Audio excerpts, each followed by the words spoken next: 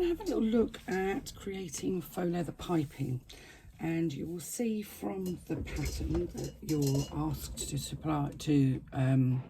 use 3mm piping cord. Now both of these are 3mm piping cords.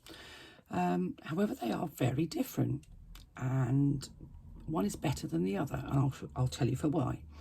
So this one is a twisted cotton cord. So if I untwist it, you can see that it will come apart, and what we end up with is a whole load of well, we've actually got 3 separate pieces that are in themselves all twisted, and they are just pieces. If I untwist one of those,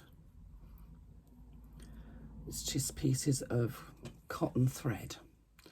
So it's perfectly usable, it's perfectly easily available, but I don't really like it, if I'm honest, and I'll explain to you why. So that's one sort. This is the second sort, and this is what's called braided cord. So if I can undo the end a little bit, which I probably can't because it's quite difficult to unpick, but I don't know if you can actually see that. It's almost as if it's plaited, and it's plaited around a central piece of very, very thin cord. Sometimes it's plaited around a piece of nylon. This isn't. This is all 100% cotton. But the difference with these two is not the thickness, or indeed actually the colour, although they are completely different colours. One is white, one is cream, sort of natural colour. This one, the twisted one, is really bumpy. And although it's not so important when you're making faux leather piping, if you're making fabric piping, these bumps will show through your fabric and you get slightly lumpy piping.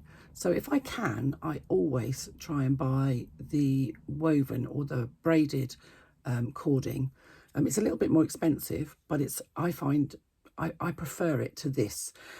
However, this said, when I'm using faux leather for my piping, because it's a little bit thicker, this twisted stuff is actually fine, because the faux leather is thick enough that it won't kind of fall into the little indents in the piping cord. So I just thought I'd give the benefit of what I found with piping cord, because I kind of thought the piping cord was all much the same, and it's taken me several years to realise that actually it's not all the same.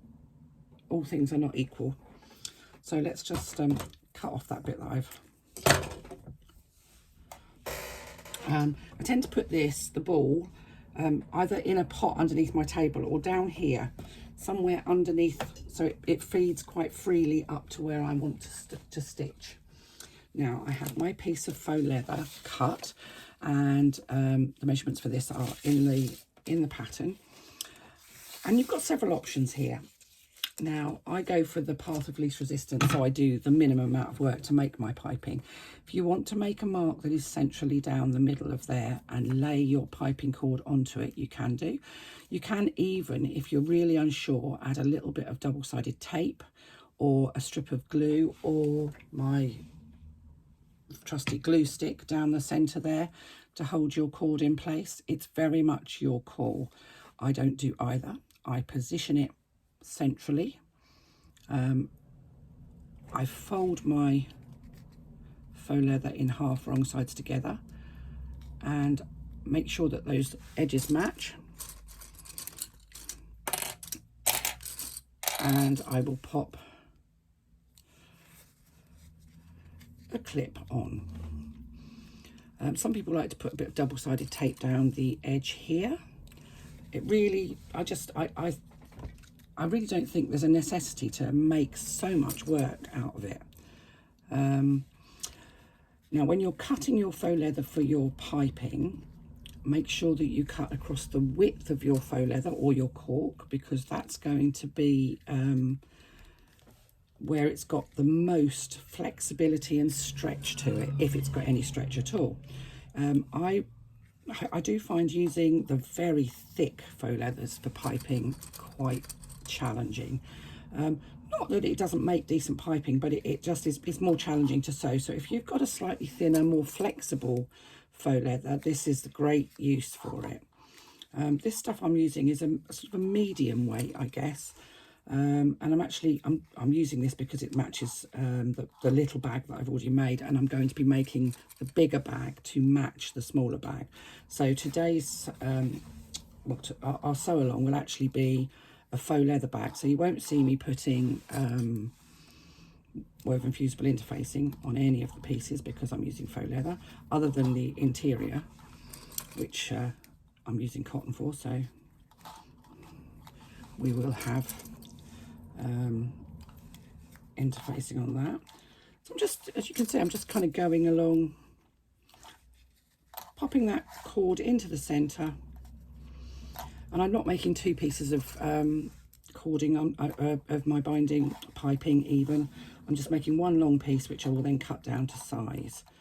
If you wanted to use ready-made piping, then that's absolutely fine.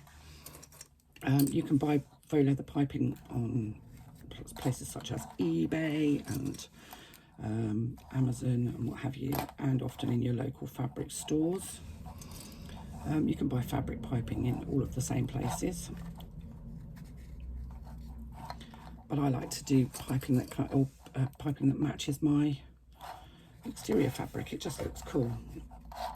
Or is that, you know, the right, you can, if you're doing fabric, you can kind of do the same fabrics, which is excellent. Now, I'm not going to show you how to make your own fabric piping here today, just because actually I think to make fabric piping for this would be quite wasteful, because you have to cut it on the bias. But if anybody wants instructions on how to do so, I will post instructions on how to make fabric piping if you want it. In fact, I'll do that anyway because I can. So, yeah, just keep going. It's kind of it feels like a long chore.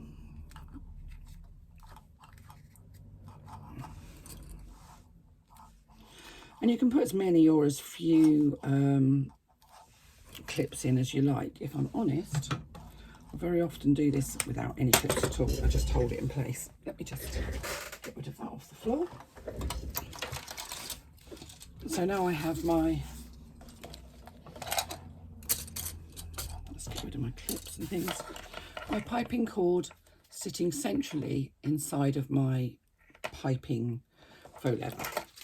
So what I'm going to do is, now I would normally say to make sure that you're using the same colour thread as or something that more or less matches your piping, because there are occasions where sometimes this bit of stitching might actually get seen. Now I don't know if you can, no, you probably can't see that, but I actually put it over my shoulder, which means that I can kind of thread it to the machine as I want to. I do exactly the same when I'm stitching straps. And I'm going to increase my stitch length, and I have my Teflon zipper foot, cording foot, whatever you want to call it, on my machine. I have a size 14 needle, and what I'm going to do is I'm going to stitch as close to that cord as I possibly can. I've increased my stitch length up to 6, which is my basting stitch, so I'm just going to baste along here. Now if you haven't got a size a 6 stitch length, that's fine. Use the longest stitch length you have on your machine, or if you prefer not to stitch it, then you can use a bit of double-sided tape. However, if you want to use double-sided tape, do be aware that you need to use the quilter's version of double-sided tape, not the generic stuff that we all buy that's cheap and cheerful, because you're going to be stitching through this edge, and if you use double-sided tape to hold these two pieces, these folds together, and then stitch through it, and you're not using the stuff that you can actually stitch through, you're going to end up with a very gummed up needle, lots and lots of skip stitches, and probably a good deal of swearing. Now, for those of you that are really new to bag making, if you're properly brave, have a go at this. It's really not as difficult as it might appear, and it does give a really great finish to a bag. if you're new and you're not brave, you don't have to do it. Just leave it off, it doesn't matter. The bag looks just as good without. It was just an extra skill that I like to add as many skills as I can into my patterns, because it's all a good learning opportunity, and that's why I write patterns, so that people can learn bag making skills. It's more about teaching than it is about designing for me. So I'm just going to continue on. It does take a bit of a while with all these clips on. I'm stitching as close as I possibly can to the cording, so my foot is sort of right up against where that cord is.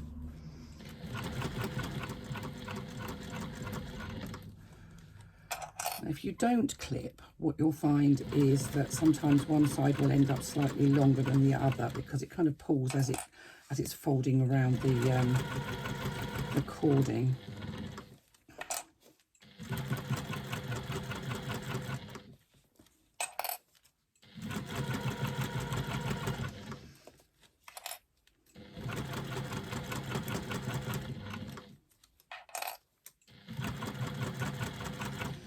Now, depending on where you are, if you wanted to use thicker cording in your